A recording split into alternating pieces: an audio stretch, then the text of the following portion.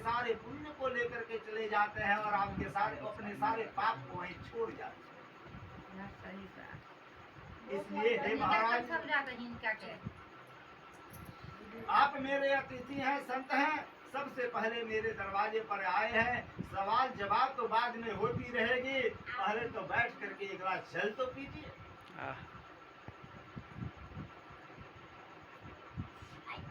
राजा जो है प्रेम से संत को बैठाते हैं, काजू किशमिश मिष्ठान इत्यादि ला करके जो है सामने रखते हैं। संत जी भी नर्म स्वभाव के थे, उन्हें तो बस कुछ जागृत करने की इच्छा थी, राजा को कुछ बताने का इच्छा था, तो वह आ गए घूमते फिरते, क्योंकि संतों का यही काम है कि तरुण कबहू फल भगे न दे न संचने, परमार्थ के कारण साधु रे। जिस प्रकार से वृक्ष जो है यदि फल देता है, स्वतः जो है अपने नहीं खाता, वह दूसरे के लिए फलता है, और वृक्ष में भी जब उसका वजन हो जाता है, पक जाता है, तो वह स्वतः ही झुक करके टूट जाता है। बड़े व्यक्ति जो होते हैं वह बड़ा नर्म दिल के होते हैं, सदैव झुके रहते हैं, कभी अकड़ करके खड़े नहीं होते। बड़ा हुआ तो क्या हुआ, जैसे पेड़ खजूर, पंछी को छाया नहीं फल लगे दूर, ताड़ के जैसा बड़ा होकर के भी क्या फायदा, न किसी को तुम छाया ही दे सकते हो और न तुम्हारा फल ही कोई खा सकता है। तो साधु ने कहा कि जो व्यक्ति बड़ा होता है वह सदैव झुक जाता है वृक्ष की तरह। वृक्ष से यह ज्ञान लेनी चाहिए कि वृक्ष पर जो झटहा मारता है, जो ढेला मारता है, उसको भी फल देता है, और जो नहीं मारता है उसको भी फल देता है, क्योंकि वह वृक्ष है, वह परमार्थ के लिए ही है, वह अपने स्वार्थ के लिए कभी जीना नहीं सीखा।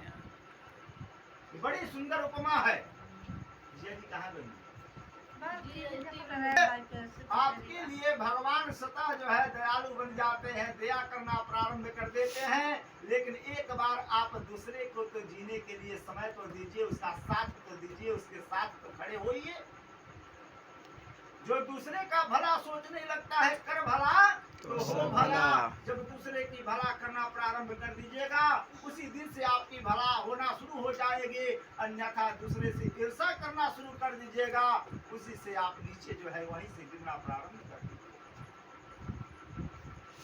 और नदी जो है जब बहती है तो दूसरे के लिए बहती है, अपना जल नहीं पीती। उसी प्रकार से साधु संत लोग भी जो होते हैं वह दूसरे के लिए जीते हैं, अपने लिए कभी नहीं जीते, क्योंकि उनके वस्त्र जो है बहुत साधारण वस्त्र होते हैं। कहीं खाना, कहीं सो जाना, कहीं रहना, मौज मस्ती में जीना, काम क्रोध लोभ मोह माया अहंकार से परे हो जाना, इसी का नाम साधु है। जो सब साधे वो साधु। तो मैं तो संत हूँ, साधु हूँ, मैं आया हूँ तुम्हें कुछ ज्ञान देने के लिए, कुछ बताने के लिए।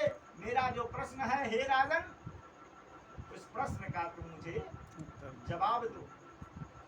जल तो पिए, ये तो राजा का धर्म था, संस्कार था कि मेरे दरवाजे पर कोई आए तो बिना जल पिए जो है नहीं भेजना चाहिए।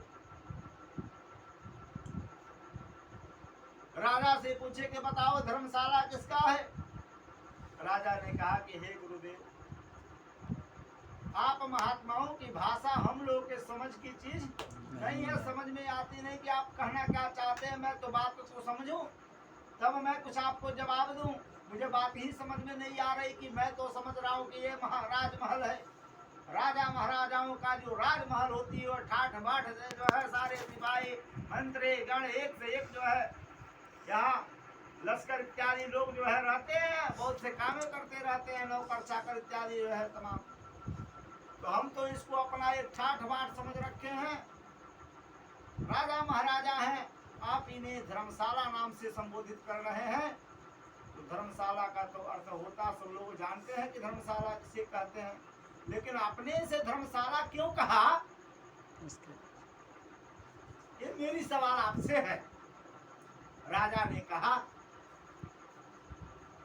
संत ने कहा कि राजन एक बात बताओ कि जिसको तुम राजमहल मानते हो, इस राजमहल में तुमसे पहले कौन रहते थे? बोले कि मेरे पिताजी रहते थे। बोले कि उससे पहले कौन रहते थे? बोले कि हमारे दादा रहते थे। बोले उसके पहले कौन रहते थे? तो मेरे परदादा रहते थे। अच्छा ये बताओ तुम्हारे बाद कौन रहेगा? तो मेरा बेटा रहेगा। तुम्हारा बेटा चला जाएगा तो उसके बाद कौन रहेगा? तो मेरा पोता रहेगा। ये बताओ कि धर्मशाला में तो ऐसा ही होता है ना कि तुम्हारे परदादा आए चले गए, दादा आए चले गए, बाबा आए चले गए, तुम्हारा बाप आया चला गया, तुम भी चला जाएगा, और तुम्हारा बेटा भी आएगा, वो भी एक दिन चला जाएगा। तो जहाँ जो लोग आते हैं और चले जाते हैं तो क्या उसे धर्मशाला नहीं कहते हैं, तो क्या राजमहल कहते हैं? वाह। तो यह जो भी तुमने बनवा करके रखा है और जिसे तुम राजमहल समझ करके रखा है कि मैं राजमहल में बहुत ठाठ बाट से रहता हूँ, अरे पूर्व में कुछ नजर उठा करके देखो, तुमसे भी बड़े बड़े तुम्हारे दादा परदादा की हस्तियां थी, और सब के सब आए और सब के सब मिट्टी में मिल गए, चले गए यहाँ से, तुम भी एक दिन चले जाओगे। इसलिए यह राजमहल नहीं, यह धर्मशाला है, और धर्मशाला में रह करके कभी घमंड नहीं किया जाता कि मैं धर्मशाला में भी हूँ और बहुत बड़ा व्यक्ति हूँ, क्योंकि ये संसार ही रैन बसेरा है, ये संसार ही में ही कोई रहने वाला नहीं है। यहाँ जो भी आया है एक न एक दिन यहाँ से चला ही जाना है, इस संसार ही इसका नाम ही रैन बसेरा है। बड़ा सुंदर कवि का एक भाव है कि कुछ पल की जिंदगानी एक रोज सबको जाना, कुछ पल की जिंदगानी एक रोज सबको जाना,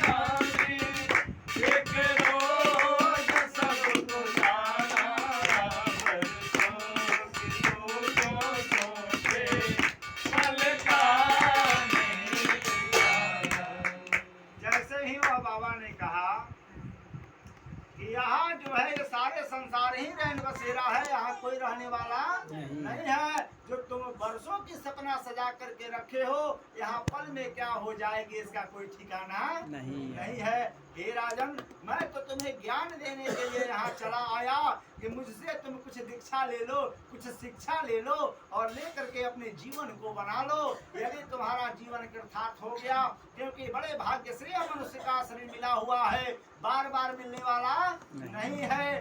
यह अब की बार जो मिला है या फिर 83,99,999 योनि भटकने के बाद में फिर 84 लाख में एक